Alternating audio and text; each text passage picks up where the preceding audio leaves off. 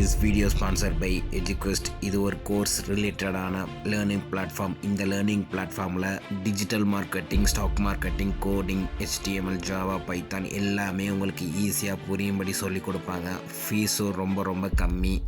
Course details கீழே டிஸ்கிரிப்ஷனில் கொடுத்துருக்கேன், செக் பண்ணி பாருங்கள். The struggle to find courses that truly speak your language, it's finally over. Welcome to EduQuest, where learning is made just for you.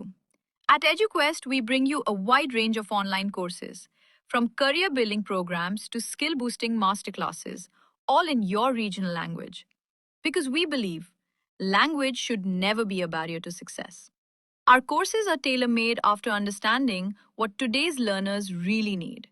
So why wait? Start learning the smarter, simpler way only with EduQuest. Visit eduquest.courses and explore your next course today. And hey, don't miss out on our exciting offers and promotions. ஒரு இளம் வயது பெண்மணி மனசில் ஏகப்பட்ட சங்கடங்களோட, மன கஷ்டங்களோட ஒரு சென் துறவியை சந்திக்கிறதுக்காக போகிறாங்க. அந்த சென் துறவி எங்களை கூப்பிட்டு உட்கார வச்சு பேசுகிறாரு. என்னம்மா என்னாச்சு அப்படின்னு சொல்லிட்டு விசாரிக்கிறாரு. அதுக்கு அவங்க சொல்கிறாங்க, ஐயா, என்னுடைய வாழ்க்கையில் எனக்கு ரொம்ப நெருக்கமான ஒரு மனிதரை நான் இழந்துட்டேன். அந்த வலியிலிருந்து என்னால் விடுபடவே முடியல.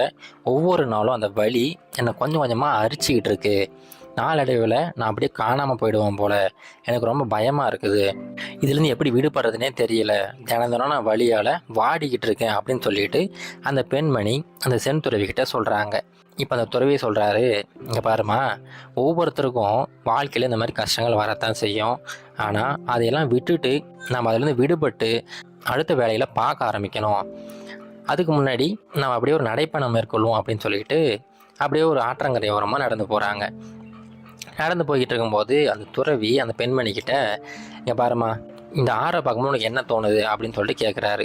அதுக்கு அவங்க சொல்கிறாங்க, ஐயா, அந்த ஆறு நிறைய தண்ணியோட நல்ல வேகமாக ஓடிக்கிட்டு இருக்கு. அந்த ஆறோட பவரை பார்க்கும்போது ரொம்ப பிரமிப்பாக இருக்குது அப்படின்னு சொல்லிக்கிட்டு இருக்காங்க. இப்போ அந்த துறவி கேட்குறாரு, அதெல்லாம் சரிதாம்மா, இப்போது இந்த ஆற்றுக்கு நடுவில் நான் ஒரு தடுப்பணை கட்டுறேன், அப்போ என்ன ஆகும் அப்படின்னு சொல்லிட்டு கேட்குறாரு. அதுக்கு அவங்க சொல்கிறாங்க, ஐயா, நாம் இந்த ஆற்றோட தண்ணியை தடுத்தோம்னா என்ன ஆகும்னா எல்லா தண்ணியும் ஒரே இடத்துல சேர ஆரம்பிச்சிடும். இப்போ துறவி கேட்குறாரு, சரிம்மா, அப்படி சேர்ந்தா என்ன ஆகும் அப்படின்னு சொல்லிட்டு. அப்படி தண்ணி ஒரே இடத்துல சேரும்போது என்ன ஆகும்னா அந்த தண்ணி நிறைய பாசிகளால் நிரம்ப ஆரம்பிச்சிடும். நாளடைவில் அந்த தண்ணி பயன்படுத்த முடியாத ஒரு நிலைமைக்கு போயிடும். இப்போ நார்மலாக ஆறு ஓடிக்கிட்டு இருக்கும்போது அந்த தண்ணியை நம்ம குடிக்கலாம், அந்த அளவுக்கு சுத்தமாக இருக்குது. ஆனால் அதுவே ஒரு தடுப்பணை கட்டிட்டோம்னா ஒரு குட்டை மாதிரி ஒரே இடத்துல அந்த தண்ணி கிட்டத்தட்ட சாக்கடை மாதிரி மாறிடும். ஏன்னா அந்தளவுக்கு அசுத்தங்கள் சேர ஆரம்பிச்சிடும் அப்படின்னு சொல்லிட்டு அந்த பெண்மணி சொல்கிறாங்க. இப்போ அந்த துறவி சொல்கிறாரு, இது போல தாம்மா, உன்னுடைய மனசுலையுமே நீ எப்போ இந்த எண்ணங்களை அப்படியே பிடிச்சி வைக்கிறியோ அது இந்த ஆற்றுல தடுப்பணை கட்டுற மாதிரி தான். அந்த எண்ணங்கள்லாம் ஒன்றா சேர்ந்து உன் மனசை கிட்டத்தட்ட ஒரு சாக்கடை மாதிரி மாற்றிடும். அதுலேருந்து நீ விடுபடுறது ரொம்ப கஷ்டமாயிடும். அதனால் முதல்ல அந்த தடுப்பணையை உடைச்சிட்டு எல்லா எண்ணங்கள்லேருந்து விடுபடு அப்படின்னு சொல்லிட்டு சொல்கிறாரு. இப்போ அந்த பெண்மணி இவருடைய கண்ணையே பார்த்துக்கிட்டு இருக்காங்க. ஐயா, அது எப்படின்னு தான் தெரியல, தயவு செஞ்சு கொஞ்சம் விளக்கமாக சொல்லுங்கள் அப்படின்னு சொல்லிட்டு கேட்குறாங்க. அதுக்கு அந்த துறவி சொல்கிறாரு, அது ஒன்றும் இல்லைம்மா, முதல் விஷயம் நீ அதை ஒத்துக்கிறது, அதாவது அக்செப்டன்ஸ்னு சொல்லுவாங்க பார்த்தியா, அது நடந்து போயிடுச்சு, நடந்தது உண்மைதான் அப்படின்னு சொல்லிட்டு உன் மனசில் நீ முதல்ல அதை பதிய வைக்கணும். இரண்டாவது விஷயம், நீ உன்னைய மன்னிக்க கற்றுக்கணும்.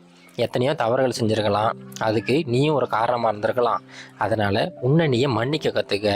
இந்த 2 விஷயங்களை செஞ்சினா போதும், நாளடைவில் நீ அந்த வழியிலிருந்து கொஞ்சம் கொஞ்சமாக விடுபட்டுடலாம் அப்படின்னு சொல்லிட்டு சொல்கிறாரு. இப்போ அந்த பெண்மணிக்கு கொஞ்சம் கொஞ்சமாக புரியுது.